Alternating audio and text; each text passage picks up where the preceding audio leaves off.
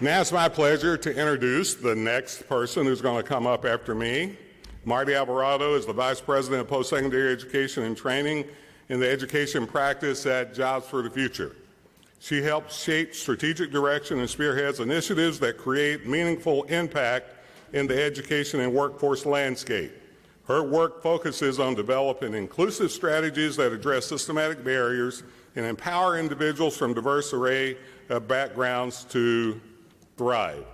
Alvarado's skills in areas of expertise, including driving innovation, leading transformative initiatives, education and workforce training models, workforce development, systems change, and so on. So as we welcome Marty to the stage, I want you to have in mind a couple of things that you already know that's going to happen. One is you got a new performance funding model, right? And in that, many of the small institutions got a bigger, smaller institution item where they can participate. But we also increasing our low income metric from 3% to 8%, which has been about 1,500 to 5,000. We also have an adult learner metric. So as she talks about transformation, I want you to think in real terms what that means to you, what you have to do to go to the next level. Marty, please come to the podium.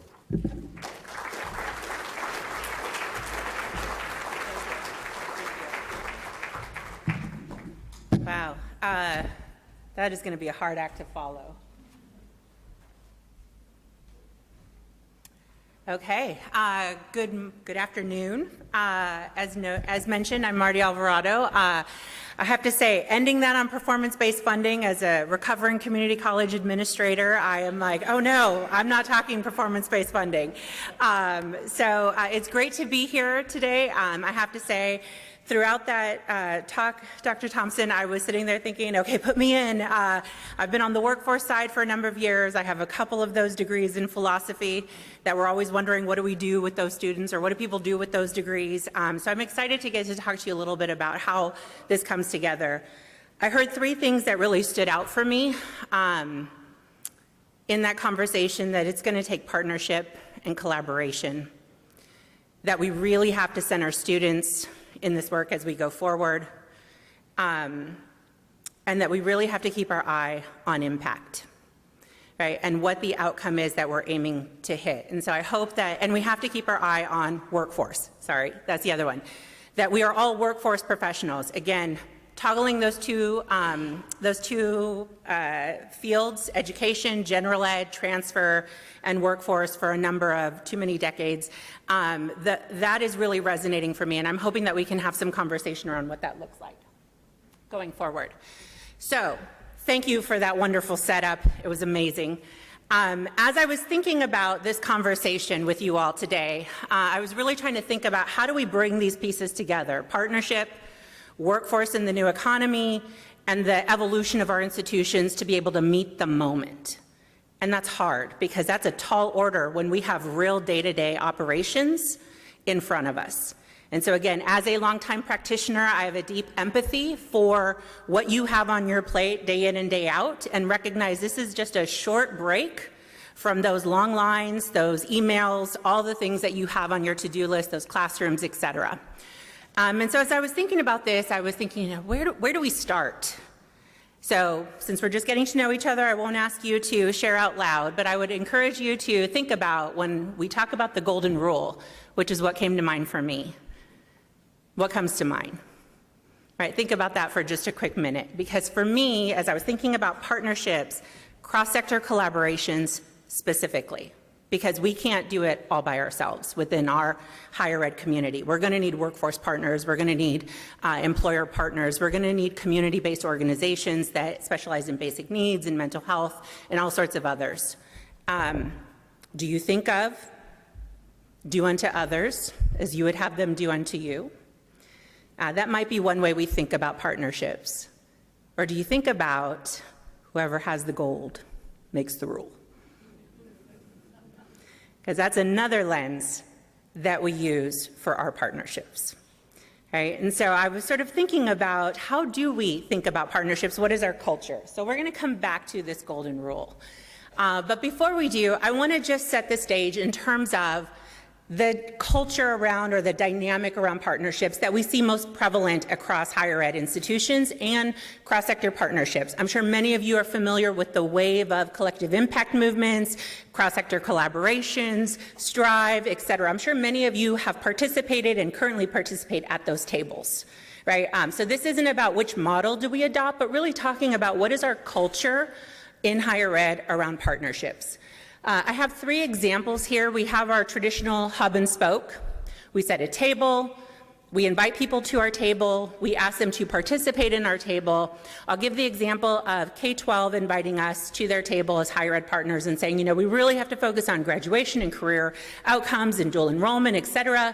And we think about it relative to, sure, we could use those enrollments. Sure, we can help you solve your problem. And employers and higher ed and everyone is around the table trying to help them solve their problem, right? We can also think about that when we go to employers and we say, we have all these students and we really want to meet your needs. We have needs, curriculum, placement, partnership, et cetera, and we're asking them to come to our table and engage in our problem, right? That is one approach. I say this with zero judgment, judgment-free zone. That is one approach. That is a prevalent approach in higher ed, is that we ask people to participate in our work. And then we are asking them to do something for us and be altruistic in it in many instances. And we try to convince them that this is also going to serve them, right? But they're not the ones saying, here's my problem, can you solve it for me? Or can you help me solve it? Then we have transactional, what we might call arranged marriages or forced partnerships. I was trying to Google a better analogy or a better way to frame that. It's not coming up yet. But basically where we say, okay, often driven by funding, and we'll say, we'll give your region, your community, your partnership money or resources in some way, and then we all say, we're gonna divvy this up, we all get our 12 cents, and we get to go to our corners and do our thing, right? Is this resonating? How many of you have 12-cent pockets all over your campuses, right, of activity? And so that's another way we think about partnerships, is that it's just easiest for us to take our share and go do what we need to do, and then we'll all come back and see how we've aggregated the impact based on what we've been able to do. What we see in that, though, is a lot of duplication of effort and infrastructure, right? We see a lot of different efforts. We need to hire a person, we need to fund this and that, we need to create processes at every different spot. We see this often in basic needs, right? The answer is we all pull together, we all rally together to identify resources, and then we divvy them up amongst institutions to be able to try to do minimal effort, right? We're gonna get one person to do all the things needed. Again, zero judgment, because there isn't a different vehicle at the moment, and we certainly aren't going to ask students to go to a different campus to try to access food resources. Right? So again, zero judgment, but this is one of the ways in which we see this play out, is we come together, but then we divvy everything up and we go do our thing.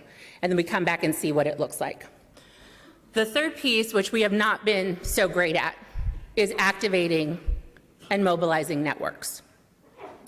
And in order to think about a culture where our orientation to partnerships is about activating networks, is for us to give up control and decenter education institutions and really focus on the impact and outcomes that we're trying to achieve, and thinking about who is best positioned to facilitate or help contribute to facilitating those outcomes, and what is our role in facilitating those outcomes, right? It's a pretty significant shift. We haven't seen many be able to get there, at least within higher education. We do see communities mobilizing in these kind of ways, again, through things like collective impact and other cross-sector collaborations, but it definitely requires a shift within higher ed.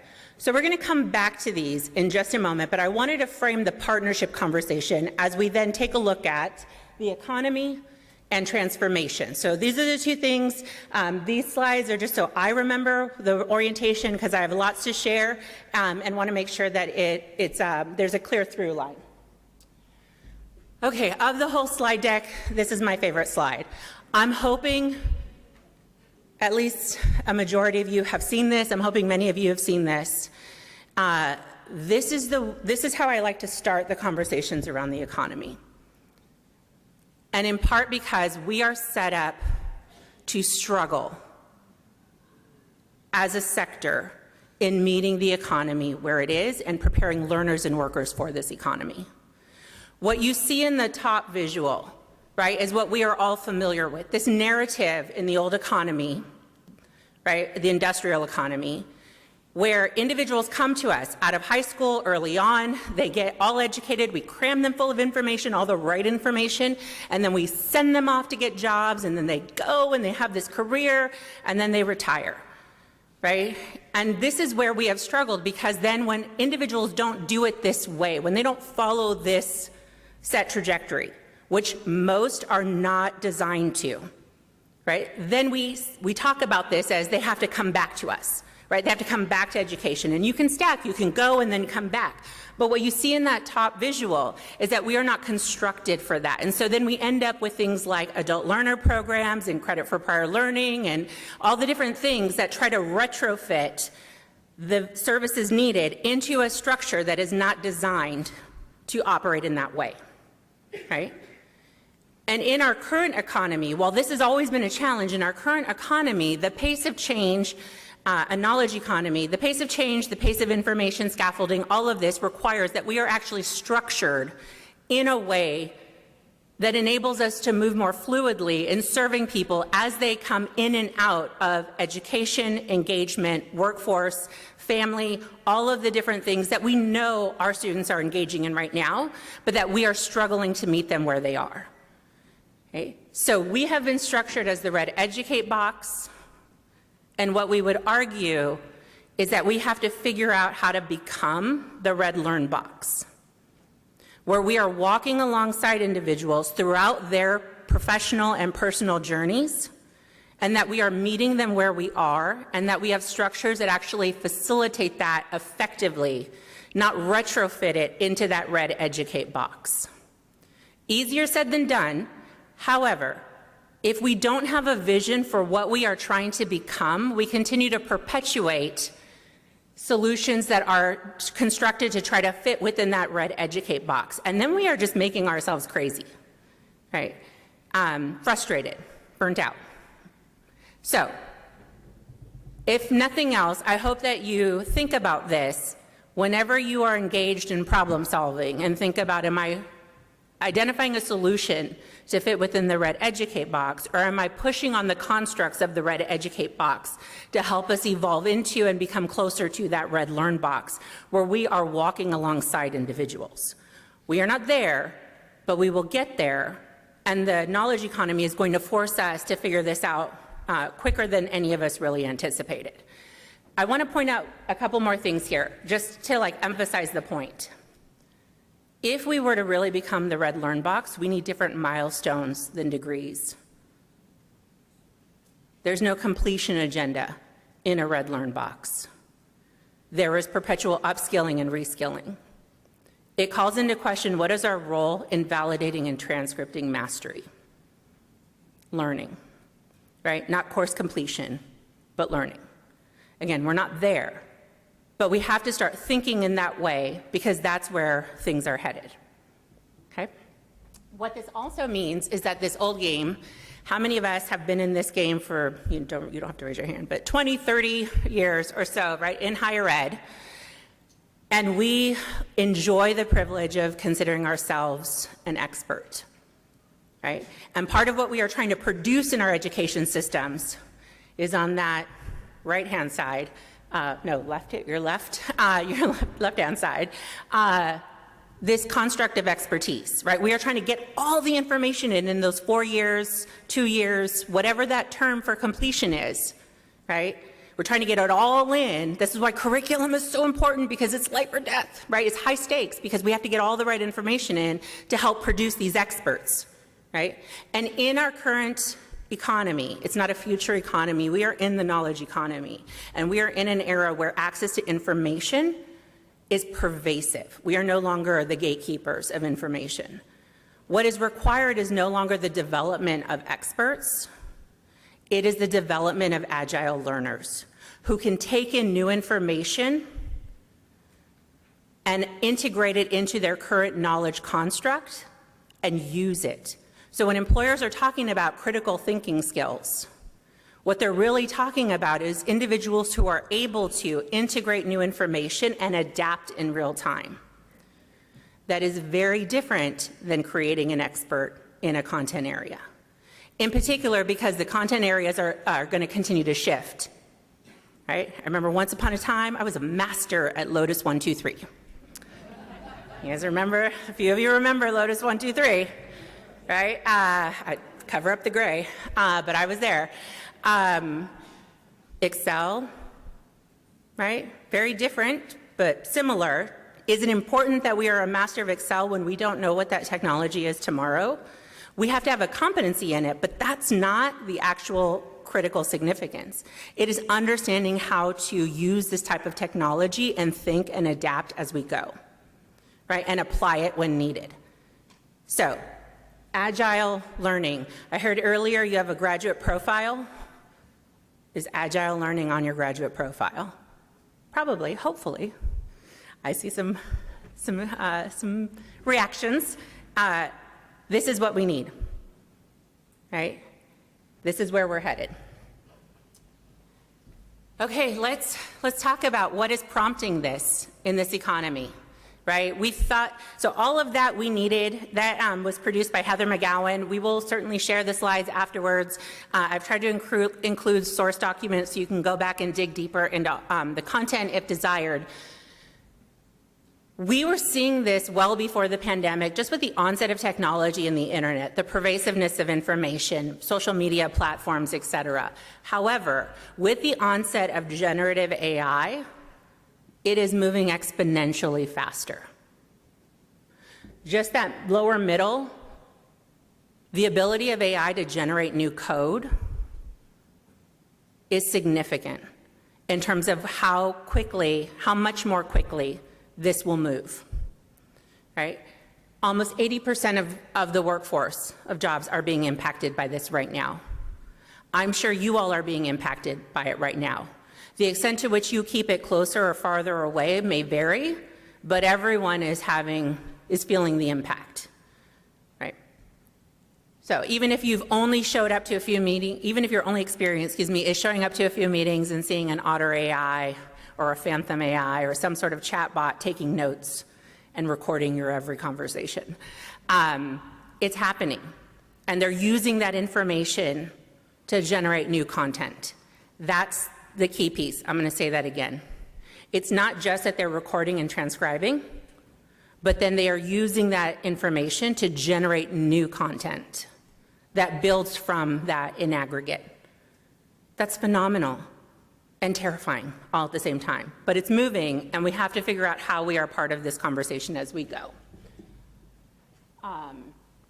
So the other piece I want to highlight is that this is not about displacement.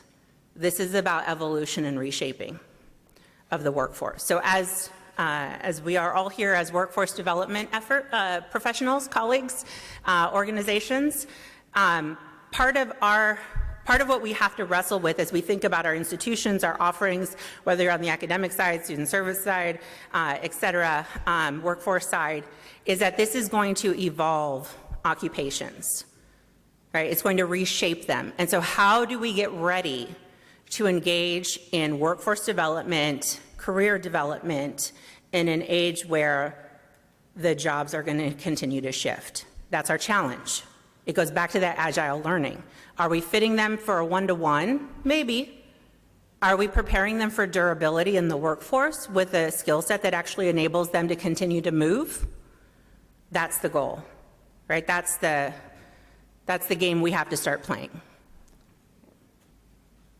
Okay, so then this also requires that we think about career trajectory for our students or career mobility in very different ways. And you all have probably experienced this. However, the majority of people who have the privilege that is noted here in terms of navigating career mobility in these ways are folks with either highly specialized skills and or degrees, right? But then we also see, I was in a conversation earlier today where we also see young people taking advantage. They don't know they can't, or they don't know that they shouldn't. So they just take advantage of the insider-outsider roles and are creating opportunities for themselves within their sphere of influence, right? So as we talk about workforce development, as we talk about career development, as we talk about that trajectory, we have to really wrestle with that this is not about career pathways exclusively.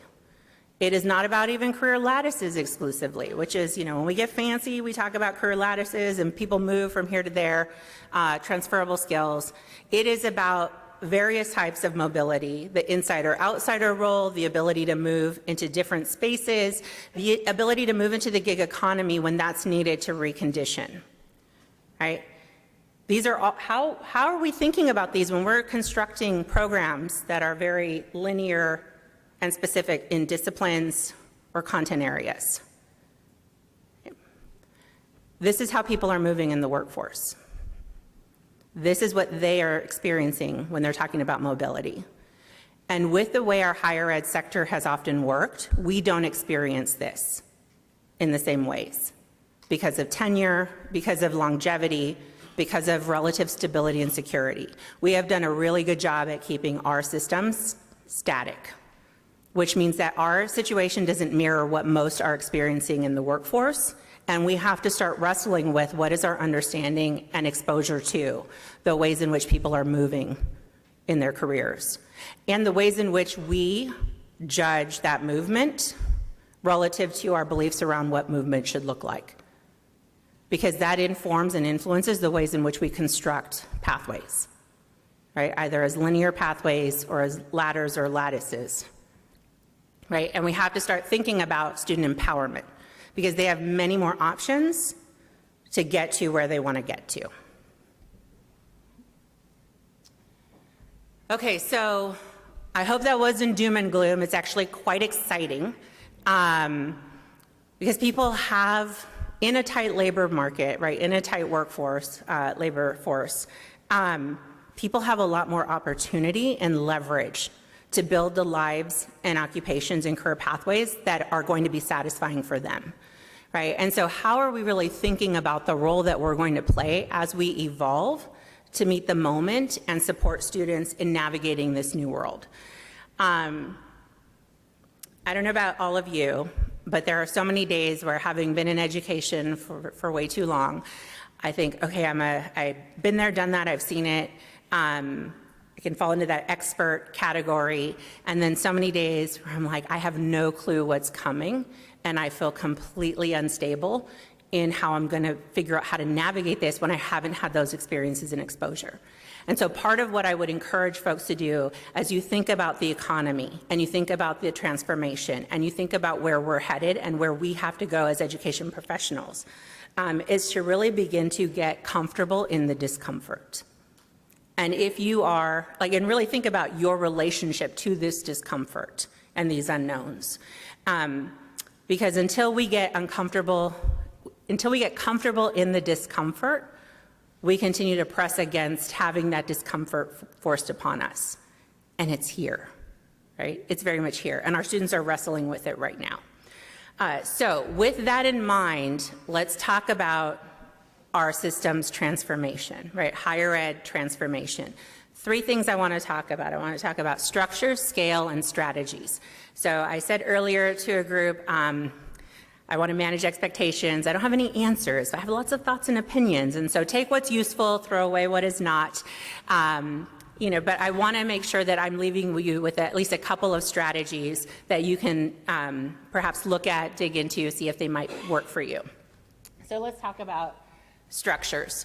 I showed you in that initial slide of the old economy, new economy, that we are not constructed to actually get to where we need to go, right? To deliver the services that our students need writ large, right? But part of what we also have to wrestle with as we think about transformation and the ability to meet the moment is how do we evolve our structures and what tools have we used historically to make those changes? And I love to point to pilots and programs. We love a pilot and program.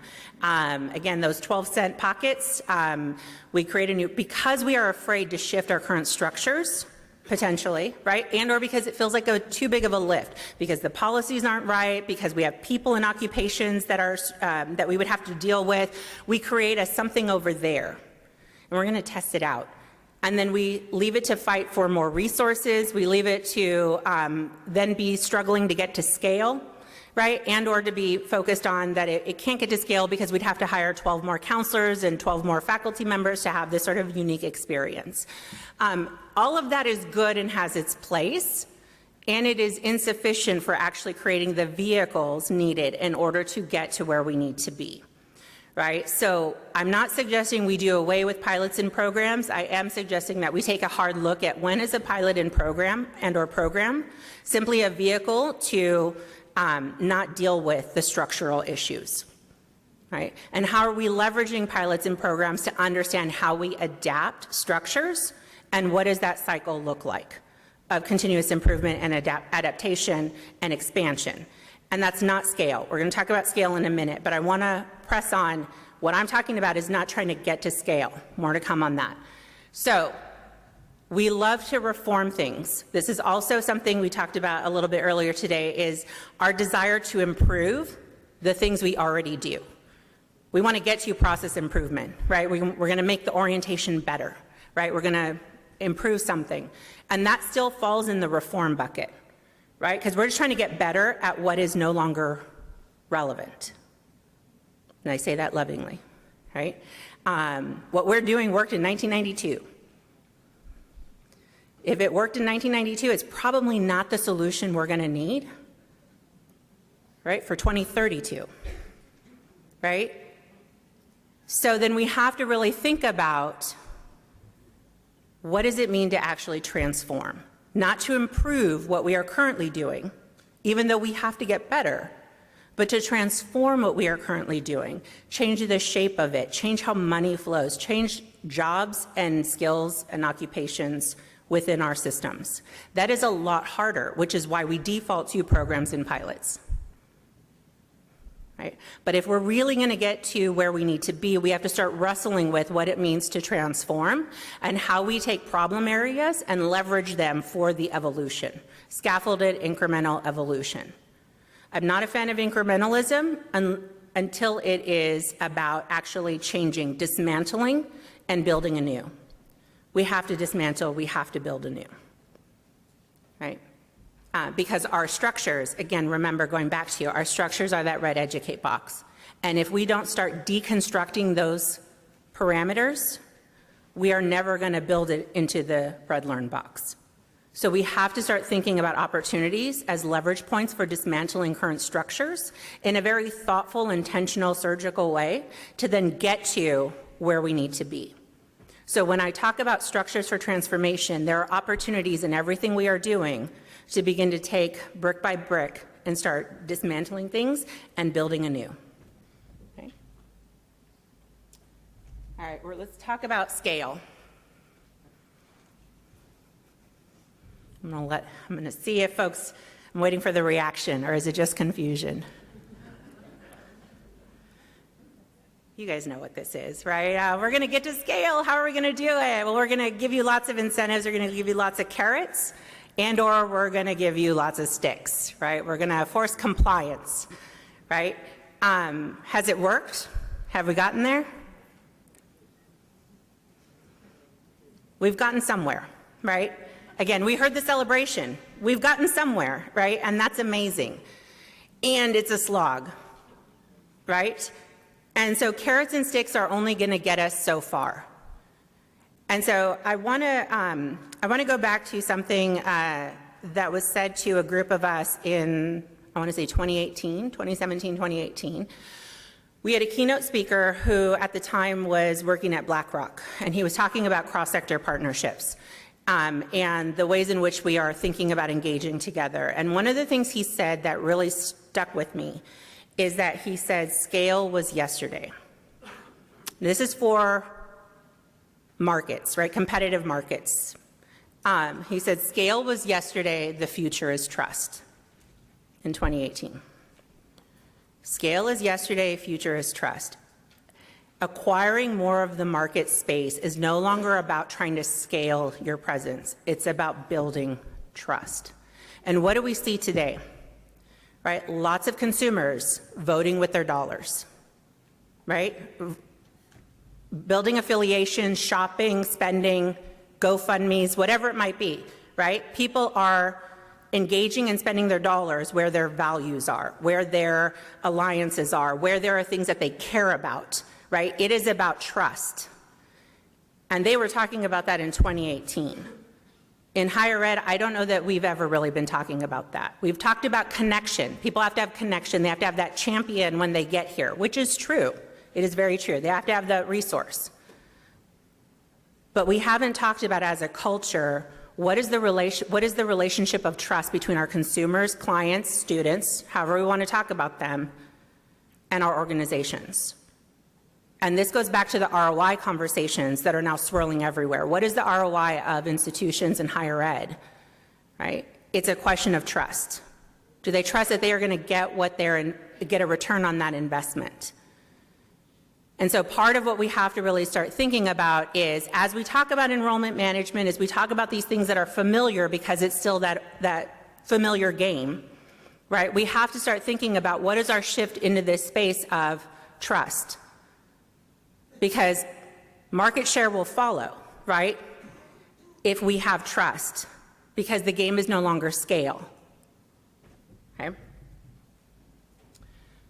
So, there is also one of my favorite articles by Richard Elmore. I highly encourage a quick read. It's not that long, and it's called Getting to Scale. It seemed like a good idea at the time. Right? He is talking about throughout that article that we often think and we're often looking for best practices. We go, we tour, we see what other people are doing. We say, what's the playbook? What's the checklist?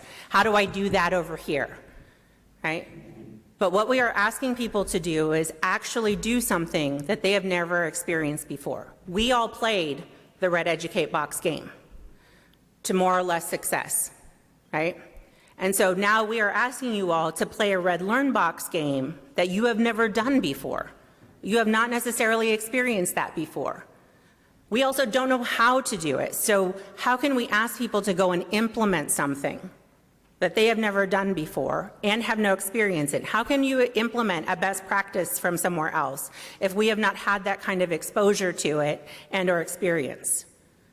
We are not asking people to implement, we are asking them to learn, to change your beliefs. I'm going to give you an example. So in a system that I worked in, we adopted policies to implement direct assessment competency-based education.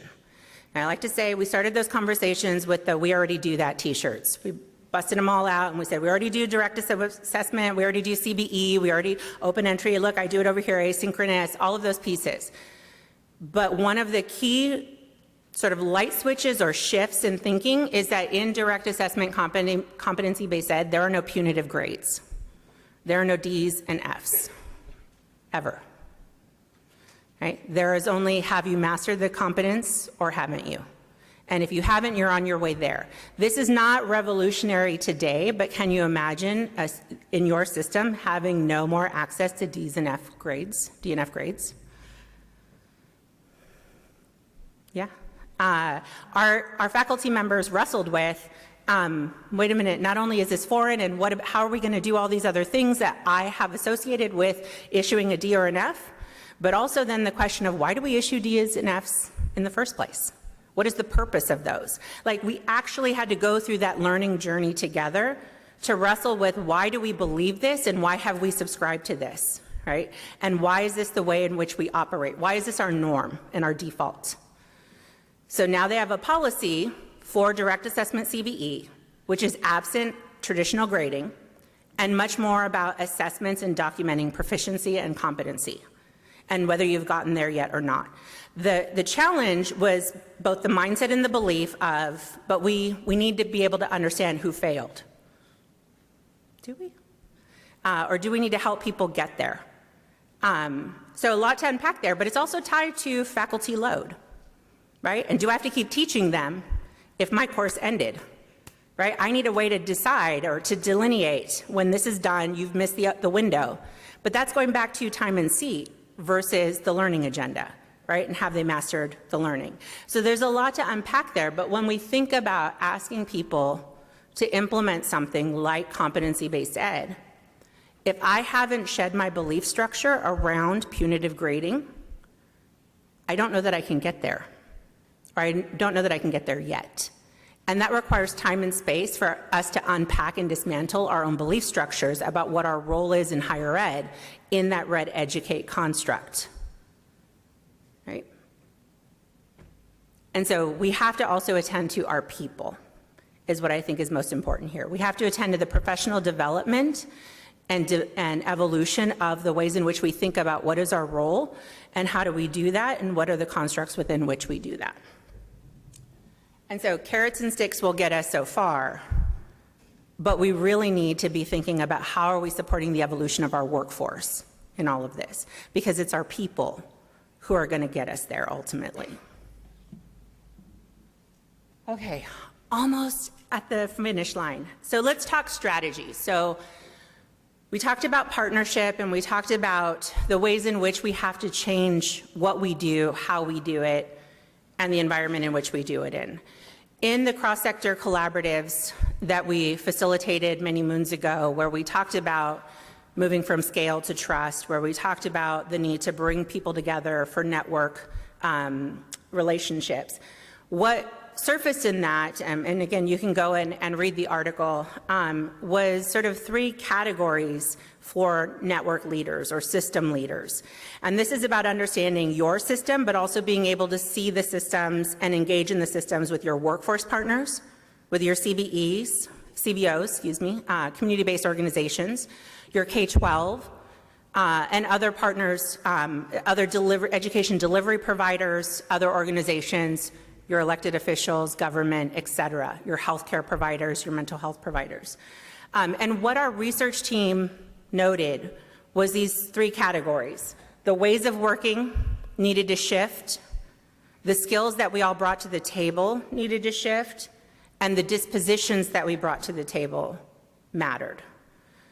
So as you are thinking about building the partnerships that you need in order to mobilize the transformation and evolution to meet the economy and the moment that we're in, there is a need to really think about your leadership, your campus leadership, so I'll say it again, your personal leadership, your team leadership, your organization leadership, and the ways in which you are showing up and the ways in which you need support for operating in these new ways that are really oriented around an openness and a disposition for moving in a way that our higher ed cultures have not historically facilitated. We have not been incentivized to partner and collaborate openly. I had one faculty member who said to me, you know, Marty, we are the masters of our petty principalities in our classrooms. We love it there, right? We get to decide everything that happens, and what you're asking us to do is to step away from that and really open it up and engage differently. And that's hard, and it also doesn't feel worthwhile, right? And that kind of radical candor is critical to understanding, okay, that's the challenge for me, is figuring out how I meet them where they are and how I get them to articulate, how I work with them to be able to identify what would be worth it, right? Because I get total control over this and I don't have to play your bureaucratic games, right? So there is a lot of work to do in this, and it requires a leadership style that actually facilitates those kind of conversations. So I mentioned that we would circle back to network leadership. We talked about the culture around partnerships and dynamics at the very beginning. And what I want to point to, again, there's Jane Way did a lot of research. Her and her team did a lot of research on network leadership. The resources are there for you. The ways in which she has identified what it means to actually be a network leader are those 4 principles that you see on the slide here, where you're focused on the impact, not your organization, not your department. How many of you are still in the, well, does that belong in student services? Does that belong in academic affairs? Is that a workforce thing, right? We still have a lot of hierarchy and tensions on our campuses. So how do we begin to center mission and impact, not our organizations or departments? I'm sure many of you have run into this with workforce partners, employer partners, other partners, right? How are you centering the impact and continuing to come back to that? Trust, not control. Going back to Richard Elmore, We can't get people there just by forcing them with carrots or sticks. We have to understand when and how we are helping when and how we need to meet individuals where they are and facilitate that learning and evolution and our own learning and evolution, which means that we have to be facilitating trust, not control through carrots and sticks. The third is humility, not brand. Right? This one is really hard and shows up in unexpected places because we don't think we lead with brand. We're all about student success. But it does matter. It matters to our presidents. It matters to our boards. It matters to who's going to get the credit. It matters in all of these places politically and financially. And so how do you really think about what it means to show up with humility and how you navigate some of those dynamics? And they're hard. Having been a lead for cross-sector partnerships, I remember our region, just to give you a quick example, our region was applying for $15 million competitive state grants, right? And they had two categories, a $5 million and a $15 million. And at our K-12 partnership in our community college, both of our presidents thought this was made just for them. All right, so my K-12 partner and I, we had to come to the table and I had to say, look, they're gonna force me to apply and I need a good way out of this if we're gonna make sure that we facilitate this. And they said, you know, my president's gonna make me apply too, and I'm gonna need a good way out of this if we're gonna facilitate this together, because we had to work together. But both of our presidents wanted to be the front runner. So we had to figure that out, but we had to be able to have that candid conversation first. And so these are things we have to wrestle with, and we have to think about how we're leading with that kind of humility and candor as we're going forward. And then constellations, not stars, right? It isn't about any one organization and or any one initiative. It is much more about the mobilizing the network in order to get the outcomes that you're aiming to achieve. So, I thought we were almost over, sorry. I forgot about this slide. I will try to go quickly here. One more strategy. So, okay, let me back up. I have a couple more slides here. So the strategy of network leadership, the strategy of partnership, student partnership.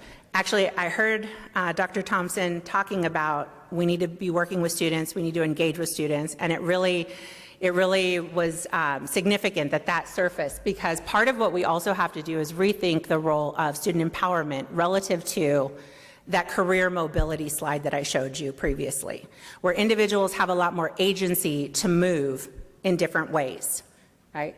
And so this slide for me is really significant because we have had the ability to gatekeep access to information. That was historically what we were designed to do, was to impart the knowledge that all of our sages on the stage had, right? But the access to information now is pervasive.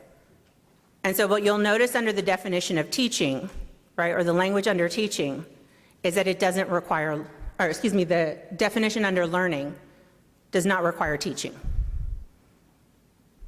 I'm going to say that again. The definition under learning, right, it doesn't require us. And for those of us who have worked with adult populations, we know that that's happening all the time. We just force them to come to our classes and our programs in order for us to validate and transcript what they're doing. So then how does the role of the educator and ultimately the role of our institutions need to evolve as we think about this reality that learning is happening everywhere, whether we are there or not? And students are experiencing that, but then still forced to come and play our game. And some do, but many don't.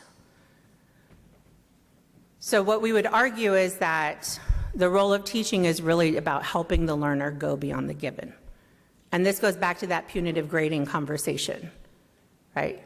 Where it's not about us being able to withhold access and or judge who's worthy and who's not to be able to move forward on these trajectories. It is very much about how we are facilitating, transcripting, and validating the competence in the learning. I had a math teacher say to me, 1 + 1 is always 2. And so there is a right and wrong answer. And we had to respond with, that is if the point of the assessment is to judge who moves forward and or who gets held back. If the point of the assessment is to understand how we need to adapt instruction in order to help people get where they need to be, then every answer is valid because it helps me understand where I need to adjust in order to get folks where they need to be, right? So thinking about the evolution of teaching and learning is critical to actually being able to shift the rest of the organization, because often our classrooms is where things are centered, right? So this one is, I apologize, I forgot about that, but it is about partnership with students, because we have to trust that our students can learn. We actually have to believe that they can learn and that they are bringing a lot to the table, not showing up as empty blank slates waiting for us, right? And so our partnership with students are critical. Often they are the voice also that is needed in order to create pressure for the types of movements that we are trying to see. Okay, this is one more strategy on AI. So we have a new report out of JFF, which is the organization that I'm housed at, that is talking about an AI-ready workforce. So I gave you the doom and gloom of what's happening in AI or the knowledge economy previously. It's exciting. It's not too doom and gloom. But in this report, we also want you to have actionable resources. And so what the report highlights is what you see on your left-hand side is the different ways of classifying the impact of AI on occupations. Is it going to replace? Is it going to displace? Is it going to augment, enhance, accelerate, elevate, right? And so one example that I will give you is autonomous driving vehicles. Most folks are probably aware of autonomous driving vehicles. The ways in which it is going to disrupt different sectors is going to vary. So most of us think about CDL or truck driving, right, as one of the ways in which, or taxis and car services, one of the ways in which it might potentially disrupt, right? And so what is the evolution of the truck driver role? Skills, abilities, et cetera, if driving is not one of the main competencies. It is a highly important competency for truck drivers right now, right? To be a truck driver, getting your license is the key. But if that's no longer the key goal, right, or the main skill required for that job, that has the potential to displace several folks in that occupation. So what you see on the left-hand side is the ways in which we need to, your right-hand side, is the ways in which we have to mobilize to action to future-proof, understanding the potential for displacement within that category, okay? And so understanding how the technology may disrupt and or reshape those occupations will signal the type of action we need to take in order to mobilize. However, we take autonomous driving vehicles and we think about it within the context of home health aides. Also requires the ability to move from point A to point B, often through driving, right?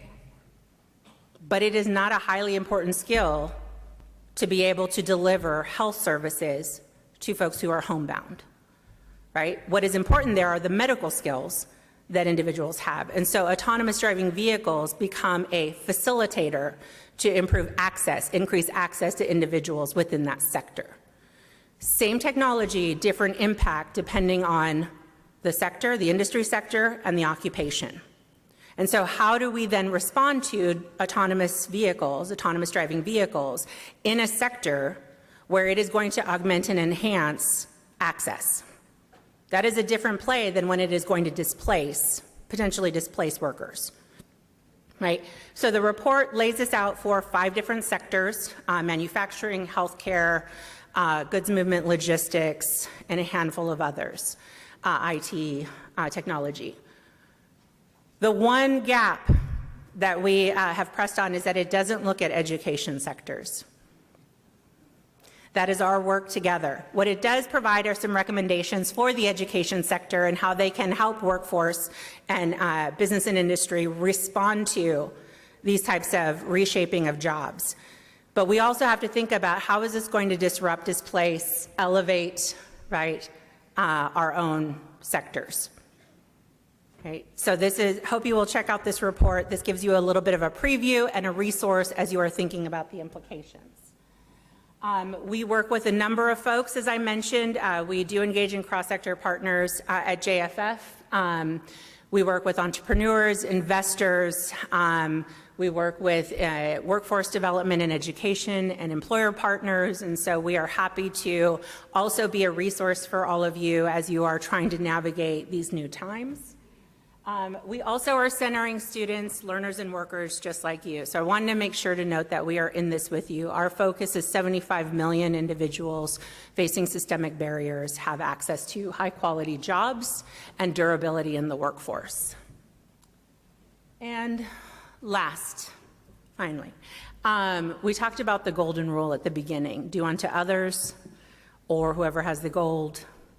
I would argue that our new golden rule for higher education has to be that we have to stay focused on the impact. We have to prioritize impact, given that what we are experiencing is going to continually shape-shift over the next few years, next decade or so.